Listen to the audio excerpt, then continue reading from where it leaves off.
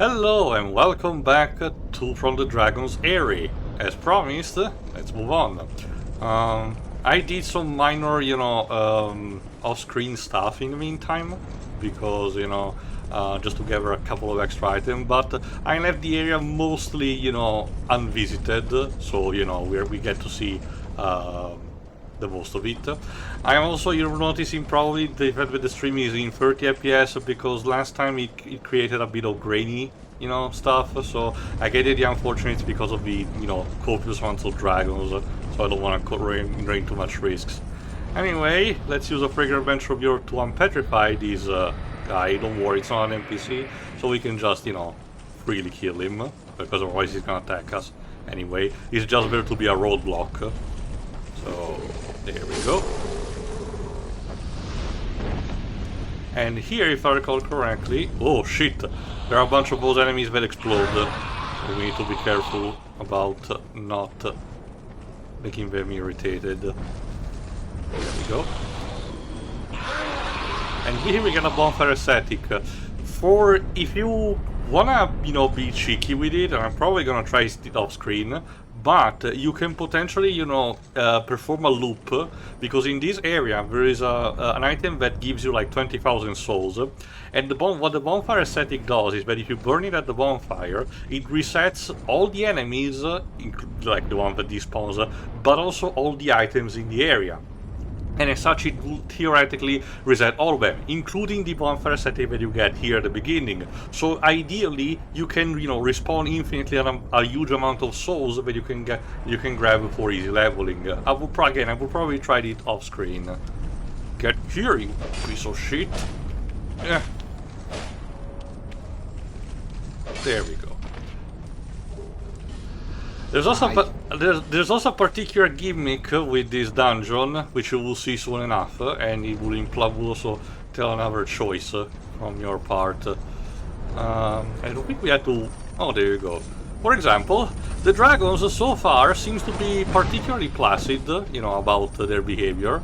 So for the time being, they're not gonna, disturb us or voluntarily attack us. So they're actually very good sport. However, as it's since it's called literally the Dragon Aerie, there are a bunch of eggs laying around. Some of them, seems to be also covering particular items, which means that if we want to get to them, we need to, make an omelette, so to speak. Oops, I already did one. My bad. So, shit, and I also broke one of my rings. We're off to a great start. I thought you said you broke one of your ribs or something. Right? You did that place. No. Here's what we're in. Okay, let me just get back to the bonfire because we're already screwing up because of those enemies. I forgot about them.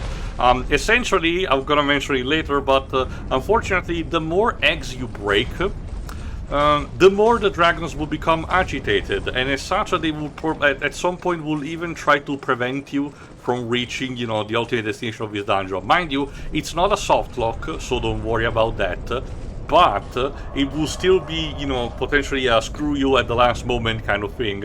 So, a person needs to be a bit more careful when they try it. Unfortunately, there are a bunch of those enemies that explode when as such they can also break the eggs. The best solution that you could... The status of the dragons gets reset, if I recall correctly, every time you teleport away and back. So don't worry, you're not, completely locking yourself up. But hold on, because I need to repair... There you go, the hood, because it was broken by those enemies. So there you go. Alright, in the meantime, Dweebs, have you seen something else in the meantime? I've seen a couple of films in the interim. Go on. And the first one was the new Kenneth Branagh Poirot film. Oh, Haunting in Venice. I'm tempted to see it, but I'm gonna wait until, it gets on streaming services. I think it's solid enough, would you consider it the better of the three? I'd say it's second behind the Murder on the Orient Express Branagh movie. Okay then. Although it has although hey audience, if you've ever wanted to see a film based with Hercule Poirot as the main character, but you really wished you had the score of Joker then this is the film for you. Not to mention, from what I heard, it's more. The Joker composer Hilda Gonadottia, I can't pronounce her name. She's also the composer for Haunting in Venice. Not to mention, from what if I remember correctly, it's more akin to a traditional Professor Layton plot. It's not just a matter of the murder, which does happen, but also the fact that Poirot is literally invited to a mystery house where supposedly haunting is happening, and he has to decide, if the supernatural is real or there's something fishy going on. It's very fast-paced as well. Like it's not a very long movie at all. It's 103 minutes. Considering it's the shortest one of the three. Considering it was made less than 1 year, distant from the Death on the Nile, I can believe that. Yeah, like the Death on the Nile literally came out last year. So yeah, it was a rather fast production. Again, I get the idea. Although I think they filmed it they filmed it 3 years before it came out. I think it was like a contractual thing that Branagh had and Disney, obliged, because Searchlight was the Fox studio that they allowed to remain. Searchlight. This was the main 20th century studios. Okay then. Yeah. Shit. I also saw Saw 10. Saw X. I get the idea you might have been confused by the ending, the mid-credit scene. Because I'd already heard about a certain twist in the future movie beforehand. It's tied to Saw 4, so when we get to that, I'll be able to tell you exactly how things line up. I actually really liked it. Yeah, from what I heard, it's actually a genuine return to form, not only, for the traditional Saw formula, but also, for actually having, a decent plot involving that, because we have been sorely missing those for a while. It's a very John Kramer focused movie. And it's from the director of 6 and 3D, which are contested as some of the worst pre-New Era movies. That says a lot. Maybe because it was the first. Maybe he decided, I'm back on the series, so I'm going to. I'm gonna try harder this time. Is the composer also the same? I forgot. Yeah, it's still Charlie Clouser. That's very impressive. Like 10 movies in a row, and it's still the same. And apparently now he's overtaken John Williams in terms of doing straight movies in a franchise. Cool. And I'm guessing the editor is also the same, which I'm guessing the editing is also the same schizophrenic one.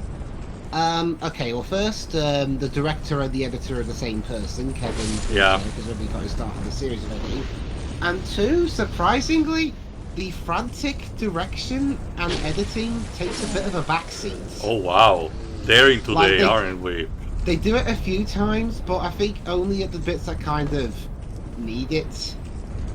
Or justify it. Fair enough. I can understand that. So that's actually impressive.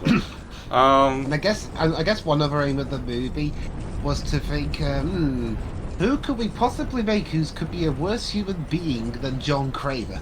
Someone who does malpractice, as the trailer basically says, so it's not too much of a spoiler. Well, you're not entirely wrong. I won't say any more because the film only came out a few days ago. Obviously. By the time we're recording, it's still gonna be published, relatively soon enough this time around. So the gap is tightening, so to speak. So there is that. And it's only a shame that Lionsgate decided to push it for being a release of end of September instead of a proper Halloween themed, because it was kind of tradition for a long while. So it's a bit of a shame. Maybe is October particularly crowded? Possibly, not just in terms of video games, but also movies. So, although apparently the marketing of making it release at the same time as the Paw Patrol movie apparently work. Yeah. And hey, let me check to make sure when they when about they filmed it. It was late October to early February this year. Yeah, I gotta say, for a guy who was 80 when they recorded it, Tobin Bell's performance is really good. Again, it helps that they don't have to make him, do around, jumping around, be an action hero or some shit like that. It's his performance, can be very, relatively restrained and make it still work for what we have to do. to return to the bonfire. Yeah, pretty much. So at the very least, you know, and again, as many people told, that's really all you had to do. That's the weird thing that people were baffled about by the direction of Jigsaw and Spiral. The idea that, you know, you have Tomin Bell, which is super charismatic as an actor, you know, and for the role that got created for him, you know, and you don't try to literally do the corporate thing of squeezing it until, you know, until he has to pass away, especially because he genuinely likes the role. So, you know, it's even a better incentive to let it keep going, especially because the guy is relatively old, so he's not going to be able to do it forever, so might as well let him enjoy that. I mean, hell, the writers of Saw X are the same guys from Jigsaw and Spiral. Yeah, but no, I guess Chris Cox is a better protagonist, I suppose. Chris Rock. Chris Rock, sorry, my bad. Still, it was dumb. Chris Rock, I know it's, you know, it can work with the right material, but that Spiral really wasn't it at all. Even if that was his idea. Even Samuel L. Jackson was wasted in that. Like, what the hell? Anyway, let me explain. Let me explain this. Again, if you arrive at this bridge, you get this non-cutscene, but the game kind of puts you in a more of a precarious state. And if you have broken enough dragon eggs, the dragons that are flying around in the area will just burn the bridge and let you fall. So, don't essentially. Oh, well, don't kill their children, then I guess, you know. Yeah. So basically, don't be a dick. Basically, yeah. Oh, actually, that's what they did. Fuck. I forgot that I actually. Wait, I thought. I was like, oh wait, I did that. I thought that I didn't broke it. I thought that I didn't broke too many eggs. I don't remember murdering a bunch of children. Yeah, it's like with Undertale. Yeah, I'm sorry, Mr. Undertale, Mr. Sans Undertale. I don't remember killing that many people. It's like that bit in Crash to Insanity. I've ruined the lives of so many. I can't be expected to remember them all. But yes, Dweebs, you were correct because again, Spiral is infamous in its development because originally it started development as a proper direct sequel to Jigsaw, so following the status quo was created. But then one of the producers at Lionsgate was essentially at a wedding, I think, where Chris Rock was also invited, you know. And Chris Rock expressed, you know, his actual appreciation for the franchise, you know. And as such, the producer from Lionsgate, literally the day after, basically phoned in a director and the writers and go like, scrap everything you're making. Now the movie is about Chris Rock as a cop. Yeah. So yeah, I'm just checking October for releases, and yeah. The 6th of October alone, at least in the US, is crowded as fuck. There's, how many? 1, 2, 3, Alright, 4, hold on, Dweebs. While you're actually checking out, Aldia is here to pay us one more visit, so let's talk to him in the meantime. 11 films. In one day. You know, in my country we have a way of saying that it's called, you know, when it's this much, it's to have the embarrassment of the choice, you know, into choosing which of them, but this is ridiculous. Anyway, Aldia is here to basically spew us more of his, you know, his philosophy, the idea that you know, for someone who has transcended life and death, he understands, you know, how feeble our lives as humans are and how we were tricked by the gods, you know, as humans, and wants to steer us into possibly a better direction. Who knows? Looks like if boss were life. Close branches. He's taking, you can distinguish a human form, but it's made of, you know, 3 branches, plus a couple of, you know, you can clearly see a bunch of holes, and I don't mean proper holes, like if someone tried to excavate into a piece of wood. Sure. And his name, as he mentions, is Aldia, the titular scholar of the first scene.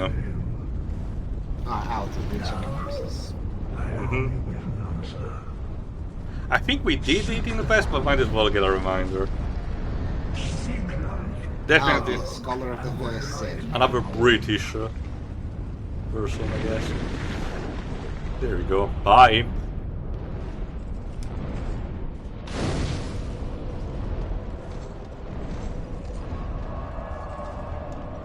we go.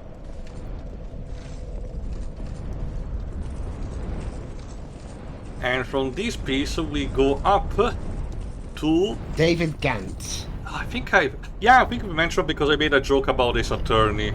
He voiced Oswald of Karim in the Karim first in the game. previous one, yes. In the meantime, you can check instead the guy we talked about in the previous part. I think it's Nevlan called the sorcerer. How do you spell it? N-E-V-A...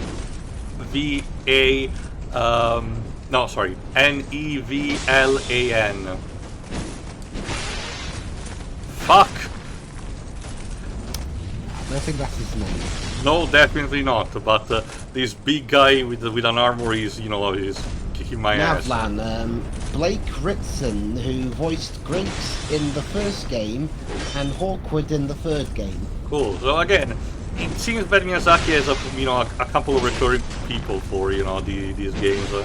That's always pretty cool. Yeah. Let me see what else he's done. Oh, he's got quite the beard on him. At least this picture from 2014. It's instantly your favorite band, Waves. I've not got some blind hatred against beards or anything. I just got hate. Anyway, he was in a lot of TV stuff. Like he was in the League of Gentlemen. He was Angelo in Dragon Quest VIII. Oh, cool. Pedro knows more about him. Was in stuff like A Touch of Frost, the 2010 version of Upstairs Downstairs. He was Brainiac in Krypton. Huh. He's been in a bunch of other games as well. He's been in Killzone Liberation as the more recent Killzone title. Anyway, Dave, hold on for a second. The new treasure chest with a bunch of red stains around them, yes or no? Dibs? No. Cheery? Probably not. Alright then. You've also noticed that these particular Dragon Slayers guys are not attacking us for the time being. I forgot what the conditions are for us being attacked, so we're gonna have some fun eventually when it happens, discovering again when it happens. And using a Farlock Stone here, if I recall correctly. No. Alright, the wall is here. We got a wall with a proper treasure chest. Anyway, continue, Dweebs. He was Alvis in Xenoblade Chronicles. Oh, cool, too. And also Alpha in the DLC for free. He was Aymeric in Final Fantasy XIV. Almeric, yes. Almeric, yeah. There's a game called El Shaddai, Ascension of the... Okay, that requires a bit more explanation, but I will tell you after you're done, Dweebs. Funny enough, there's a portal back coming out for the Switch. Yes, it's also on PC, if I recall correctly. Yeah, and on PS3. Because the original release was on PS3 and 360, but again, go on, I will tell you more later. Jiral in The Last Story. The game done by Nobu Sakaguchi. Sakaguchi, yeah. Magusar in Soul Sacrifice. That was a game done by for the PS Vita. Yeah, and that's what and that's all Wikipedia is giving me so far. Alright, let me try to explain. El Shaddai Ascension of the Metatron is a game, okay, that's already a good step, but describing its genre is a bit difficult because it feels someone like Suda51 would make, because it's all over the place, honestly, sometimes it's an action game, sometimes it's a platformer, sometimes it's a rhythm game. It's weird as fuck, and the story is equally weird because it's relatively loosely based on the Book of Enoch, one of the apocrypha books of the Bible that talks about the era before humanity, where before the quote-unquote the betrayal of Lucifer, the Lightbringer. This is encapsulated because Lucifer, played by Troy Baker, is essentially your mission contact that talks to you through a cell phone. So yeah, That's one of that's probably the least weird of those things. I tried to actually play the game myself for a while, and I tried 2 times separately, but both times I kind of stopped 1/3 in because the madness was a bit too much for me. So, although interesting story, the publisher of, or at least the people localizing El Shaddai, are Ignition, who are mainly known, who were trying to improve from their previous effort, the apparently really poor voice acting for Arcry's Fantasia, among others. yeah. And, well, I mean, you cast Jason Isaacs in it, so...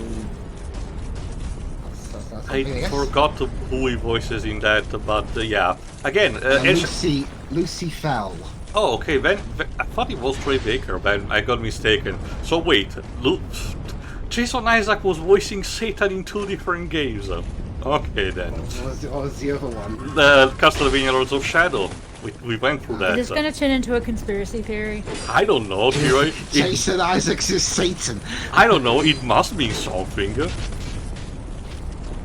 Maybe he's just very good at being Satan, which I don't know what that says. Yeah, it's like, you got a movie like Being Young Malkovich, you got a movie with being Satan, I suppose. Alright, I think I understand the gimmick. The Dragon Slayer, guys will not attack you unless you forfeit the duel with the big guys, which it's a bit inconvenient for us for the time being. Fuck.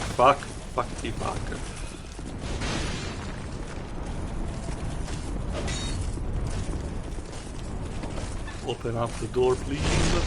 Fuck.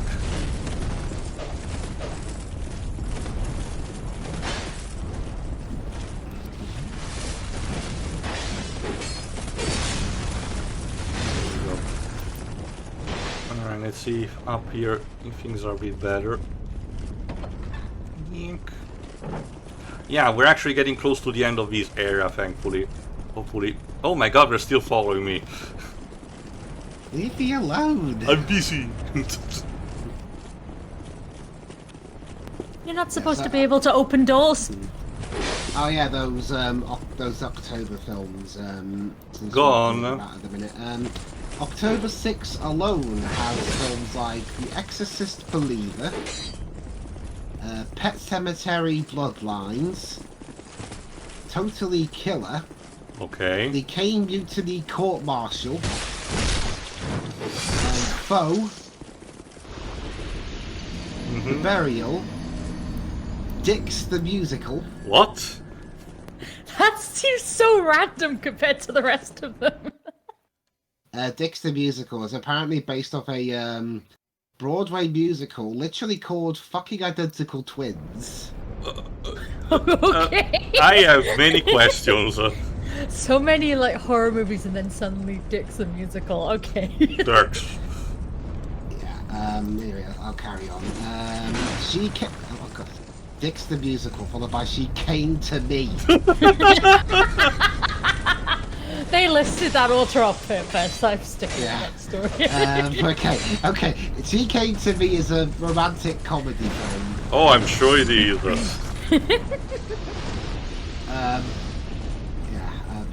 carry on. Go ahead. Desperation Road. Okay, so first Dicks, then coming to somebody, and now you're Then desperate for more of that, I the guess. Yeah. Miranda's Victim and Cat Person. What? That's such a weird list. Are you sure? Well, hey, the very week of October the 6th has got a lot of variety, at least. What else is there in October? Dark Harvest on the 11th. Taylor Swift, The Eras Tour. Dear David and Divinity on the 13th. Killers of the Flower Moon, the Scorsese flick on the 20th, along with Old Dads, Nyad, Witch's Crossing, The Other Zoe, and the Persian version. It's a prison. Oops. The 27th, Five Nights at Freddy's, Freelance, Pain Hustlers, the new David Yates movie, The Killer, from David Fincher. The Holdovers, Fingernails, and Sight. Okay.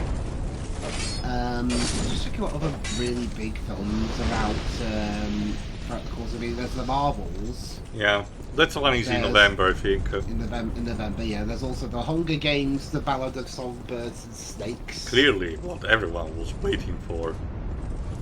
I guess if you really wanted to see Peter Dinklage in the Hunger Games movie. Again, it's more of a case that, you know, prequels to properties, you know, are more in vogue now these days, so I think the Lionsgate wants to capitalize on that too. There's also Trolls Band Together. The third movie, yeah. Next Goal Wins, a Taika Waititi film that is apparently really bad. I'm not gonna call it say ultimately gone. Thanksgiving from Eli Roth. Okay. Wow, Eli Roth is still making movies. Yeah. Saltburn. May December. A Tim Story Disney Plus film called Dashing Through the Snow. Okay, in November. Yeah. Not in December. Great timing there. And Please Don't Destroy the Treasure of Foggy Mountains, a Peacock. Okay. Then there's Leo, Wish, the Disney animated movie. Yeah. Napoleon, the Ridley Scott biopic film starring Joaquin Phoenix.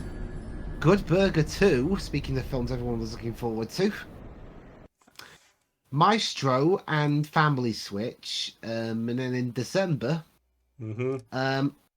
Silent Nights. I think it's at the very least, the first John Woo American-made movie since Paycheck 20 years ago. Damn. And it's nearly 150 minutes long, and it stars Joel Kinnaman. I might go watch that because I haven't seen a John Woo film in the cinema before. Oh, not even. I guess you were too young before, you know, Mission Impossible 2. Yeah, I was. It was only 2000. I was watching stuff. I got the DVD of it as a gift for a birthday back then. Whoever gave you that must have really hated you. More like it's like, you know, what those, you know, aunts and uncles who are very distant, but, you know, they don't really know your taste, but they still want to give you a gift of some kind. Yeah. I would like to remind you, the same person later on gave me also the DVD of a Max Payne movie. They just don't know my taste. That is all. Wow, Wonka. Yeah, I have zero eye for that. The film it was from the makers of the Paddington movies. I know that Timothée Chalamet is actually a good actor, you know, but I get the idea is that he's basically being typecast, especially by Warner Bros. Chicken Run Dawn of the Nuggets. It's a Netflix exclusive. Yeah. Aquaman and the Lost Kingdom. Which we have seen no trailers yet. And it's the last film of the DCEU, and there's no Willem Dafoe because his schedule was just... Considering his role was relatively minor even in the first one and in Justice League, I get it, to be honest. The new Zack Snyder Netflix movie, Rebel Moon. That one I'm actually interested to see it, to be honest. And then on Christmas Day, we've got the new version of the film The Colour Purple. Yeah. The Boys in the Boat. I really don't understand. Sorry, go on. And finally, the first Michael Mann film we've got in a while, Ferrari, which is mainly known for being one of the few films that the actors could promote because it's associated with A24. With Neon and STX films, but again, since they're not part of the group that the actors are striking against, and since they agreed an interim deal with the SAG-AFTRA group, the actors are allowed to promote it. Adam Driver made it a point as part of his promotion, basically saying, so how come these really small groups who can barely afford to put bread on the catering table, how come they could agree to our dream deal, whereas the big ones apparently say they can't? Yeah.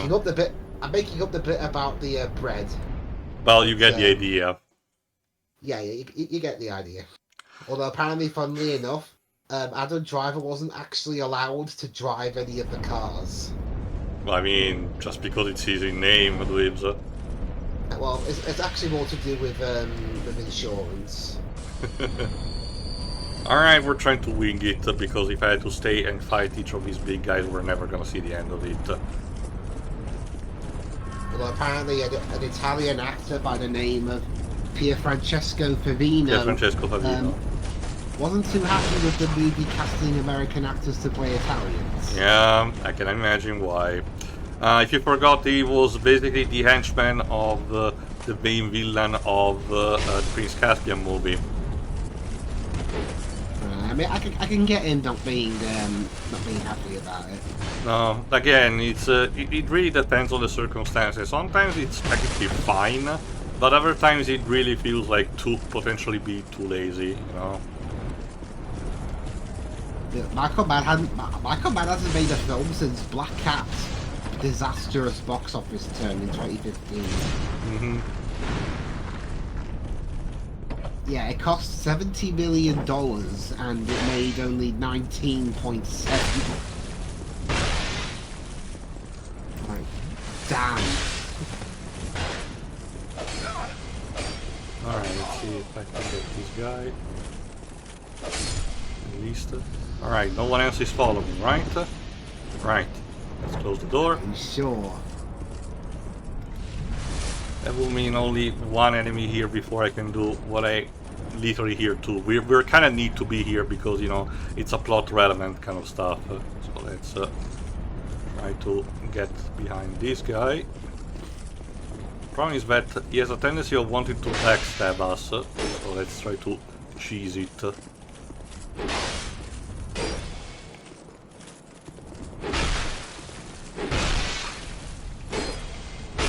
Ow. Fuck!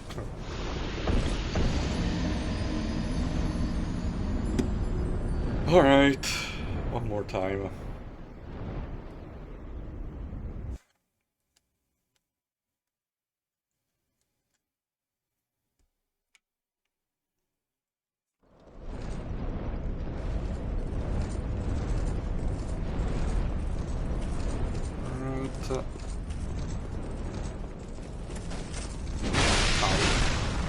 If I recall correctly, someone did invite me to see one of those movies that you mentioned that are supposed to be released, you know, around Halloween, but I don't think I probably will.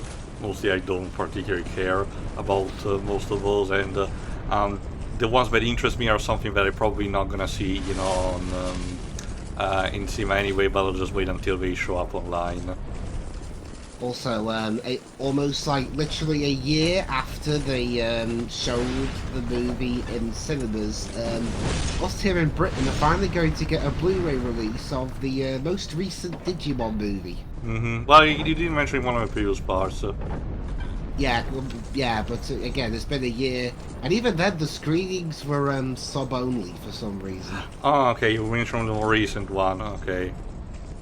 Yeah, I mean, we people that grew up around here. I mean, a lot of people around here grew up with the dubs, so why not have that be an option? I don't get it. I don't know what to tell you, Lives. Maybe contractual reason. I don't. I mean, the dub's part of the Blu-ray release.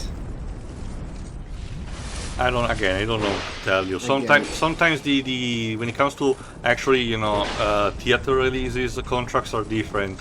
When Yu-Gi-Oh! Dark Side of Dimensions came here in my country, we could only get technically 3 of the voice actors of, you know, the series because, you know, the contracts were actually different. And one of them was more of a lucky coincidence because he had transferred to the group that they use for movies rather than, you know, the series. So it was more of a, you know, a blessing in disguise rather than, you know, something pre-planned.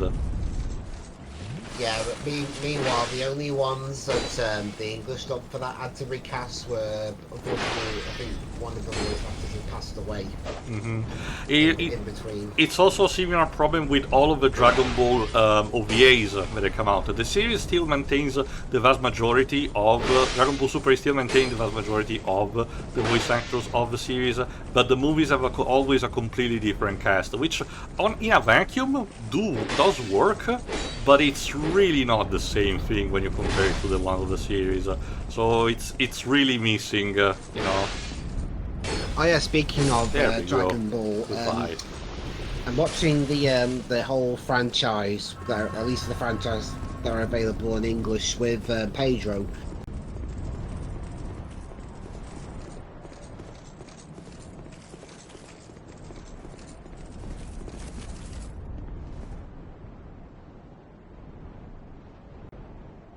Speaking instead of dragons, welcome to the Ancient Dragon. What a lovely place, what a lovely face. Draw me like one of your French dragons. Kinda. That pose and, you know, the face are kinda like, you know, fuck me eyes. But, They're just chilling. They just speak with this gentle soul.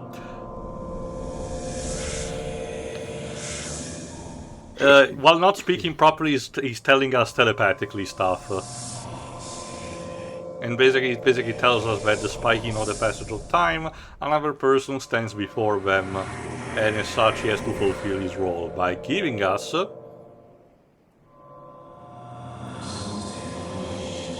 well, first, you know, about the course being us being the bearer of the curse.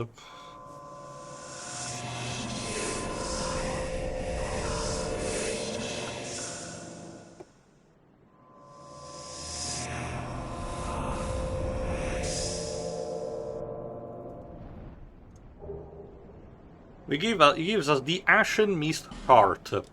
So, let's give it a look, shall we? It's one of those key items that we have. If I recall correctly, it should be around here. There you go. Manifestation of Ashen Mist received from the Ancient Dragon. The magic of the Ancient Dragon allows one to delve into the memories of a wyvern. I will explain how to use this item in a second, but technically we can move away. But, Vibs, I have a sudden compulsion of wanting to touch the fluffy tail. Can you convince me not to do it? We'll kill you. I don't know. Like, how can you be so sure about that? It's a giant big thing. It might even kill you by accident if you touch it. I don't know. What about you, Shiro? What do you think? Pet it. Oh. You fools. Let's give it a try. I'm Welsh. It's not my fault you're English. Yeah, but dragons, the dragons. See nothing. Shit. Told you. Even It's to pet it, not slice pay attention it. because even the music tells you that we have done a very bad choice. You said to pet it. Why did you stab it? That's my secret, Cap. That's how we pet the fluffy tail. Well, whatever happens is your own fault. That was just Shiri, you were the one who said yes. That was just for a demonstration because Theo asked, "Can he pet it? Not can he stab There's it?" no function in Dark Souls that involves petting. Anyway, Well, this game franchise really is hopeless, isn't it? maybe. Anyway, just to be while I'm moving on, what you essentially experience is basically the hardest of the super boss optional bosses. We're not required to defeat him, don't worry. I might give it a try for the lulz later on because you need a dedicated build to give it a try, particularly resistant to fire, you know. But that was just to showcase because a lot of people can get catch off guard, particularly for the music, which immediately Motoi Sakuraba, unleashes the entirety of the orchestra and tells you fucked up. It's amazing at some moment. The orchestra's angry at you. Basically, no. I genuinely like it as a gotcha moment of some kind. To be fair, kind of like in Undertale, you asked for it. Yeah, you did. Anyway, we're back in the Forest of the Fallen Giants for a very good reason. This Ashen Mist Heart allows us to delve into memories of a weaver, as it mentioned, and I don't blame you if you forgot, because we've been here a long time ago. there are some withered beings, you know, here in this place. Specifically, withered giants in the forms of, you know, almost tree stumps of some kind. So that's what we need to actually, you know, check them out. I forgot if I shown it, but there's also one room that is, you know, hidden by one of those doors that can be unlocked only by the King's Ring. So that's also a potential clue for you to come back to this place. And we kind of need those because, if I recall correctly, I don't remember, but you know, on a text, on paper, we're actually close to the end of the game, believe it or not, very close. We only need technically to collect, if I recall correctly, one of these memories, and then we can actually get to the final boss, which does highlight one of the problems of the game, but I will explain, you know, in a second. But there is some still stuff that we need to do, plus all of the DLC, so we're gonna still be here for a while.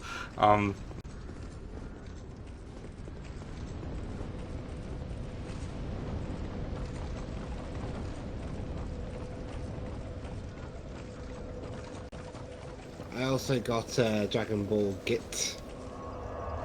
Git? GT. Oh, GT, okay. Just, you know, again, you know, they like initializing their titles. I will make fun of them for doing that. Sure. I don't know. Something about that always just kind of because you can, especially the ones where you don't even really give it a clear name as to what it means.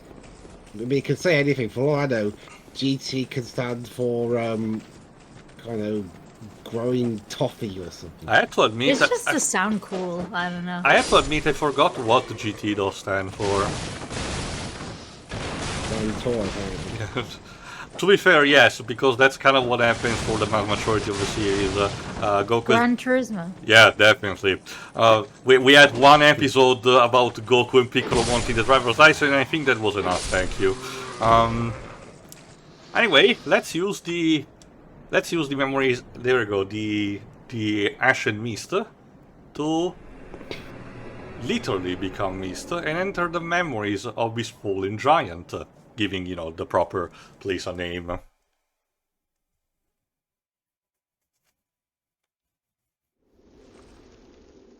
Now, in these places, specifically in this case it's the memory of Van Mar, you cannot stay too long in these, so it's, while the timing is generous, you still cannot dilly-dally too much. You have to essentially scout a bit the area and check out if there's, you know, someone or something that you can gather specific items. In this case, let's talk to this fallen soldier. What are you doing here? This is a memory of the past. The soldiers of King Vendrick trying to repel the invasion of the giants. If you forgot about from the dialogue, Queen Nashandra convinced King Vendrick to actually steal something from the giant. We don't know what it was, and as such, the giants, you know, went into retaliation as a result, which contributed to the falling of the kingdom. Like I said previously, this highlights unfortunately one of the problems of the game. If you have noticed, compared to the first one, you don't have too much of a clear direction for the second half of the game. In the first one, Frank literally tells you what you're supposed to do, and, you know, literally puts you at the beginning of the final dungeon, you know, as soon as you're ready, basically. While in this case, you don't have too much of an indication of what you're supposed to do, or general idea, you know. You get an idea of how the world is working, but you're not too focused on one particular direction. And when we actually get to where the location of the final boss is supposed to be, it's more about, oh, so that's where it was then. The venerable lord. So yeah, what do you know, Vendrick? Turns out that committing war crimes, you know, can push him to retaliation. Who would have thunk? Long ago, the king crossed the seas, pillaged the land of giants. I forgot if the prize that it's been told, you know, is ever explained what it is. I think it might be because it's connected to what one of the endings, you know, provide. But again, we're far away from that. Essentially, what we need to do is to enter these memories, collect what we need to do. That will actually in turn allow us, believe it or not, to defeat King Vendrick, because right now instead it would be too resistant to our damage, and what we collect in these does help, you know. And after that, technically, we can go to the final boss. But I'm still pondering if I want to showcase the DLC before or after the final boss, because there's a bit of context connected to those. So That towering monster among them. That is most certainly their king. yeah, I forgot if it's in this memory or not. There's also one boss that you need to fight, the king of the giants. My blade may And again, at least the game tells you preemptively that you will have to actually face him. If I recall correctly, the thing about these memories is that similar to how when you invade someone, you don't really lose the souls, you know, and you just put back out, if I recall correctly. Can you check in the meantime, Dweebs, who voices Drummond? Be gone with you. This fort Alright, let's see. fall. Be gone before the giants are entirely upon us. Bye then. And I can also learn the hurrah gesture, so thank you. Bye. Captain Drummond, voiced by Andy Beckwith. Okay. Beckwith. Oh shit! He's an actor. Duh. Oh, I recognise him actually. Okay. He's Errol, one of the main villains as henchmen in Snatch. Okay, interesting choice. He was also in Game of Thrones as Rogue. He was also one of the crew of the Flying Dutchman called Clanker in the Pirates of the Caribbean films. Ah, interesting. We got fire seed. Oh, hi there. Yes, these beings are supposed to be the giant. They have a very unique design. They do not possess a conventional face. Instead, it's just, you know, an almost oval shape with a big hole inside. Darl Souls, my name is Soldier. Okay. I think I'm supposed to actually defeat this guy, this giant with the cape on it. Fuck. Oh god, it's even poisonous.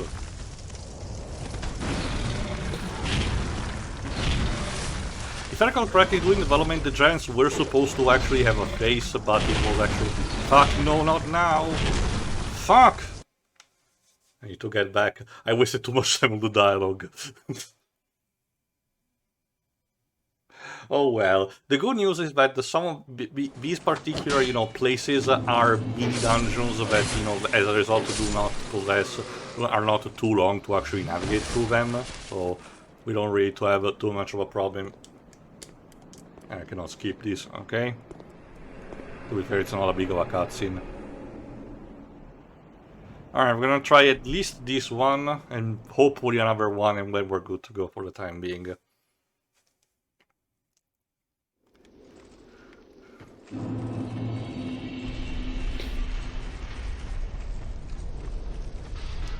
I really don't understand, you know, aside of low reason, why they gave, you know, the time limit for these. I don't think, you know, it was too much of a problem into giving them, you know, being the equivalent of when you invade someone in the PvP.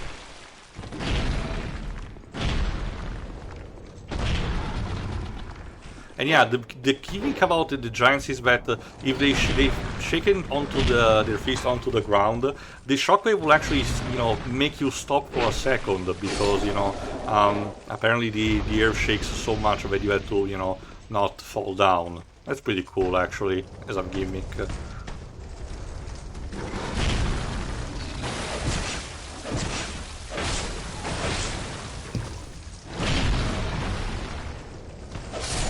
And there you go, first one done. Now let's get this guy.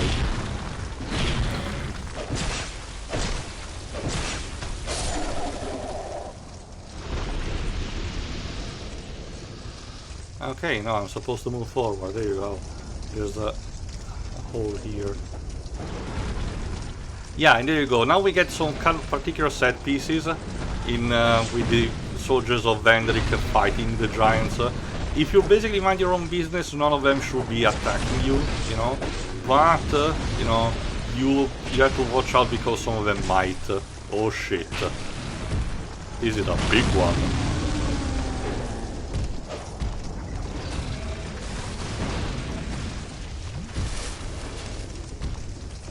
You okay, dude?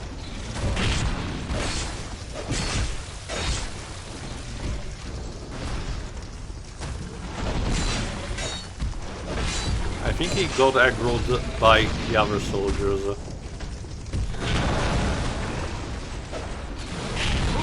Fuck! Forgot that some of these have pyromancy.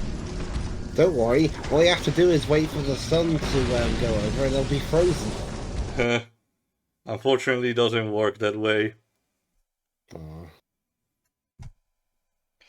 Alright, getting through these again might be too long of a task, so let me conclude the part by doing something different. Yeah, and as a result I'm booted back to the bonfire, I forgot. Alright, let me do something different. Well, no, it would require a bit too much of a time, so let's conclude the part here, why not? Anyway, till the next time, where we actually will dwell properly into the memories of, you know, the giants and retrieve what we have to. See ya! See ya. Yeah.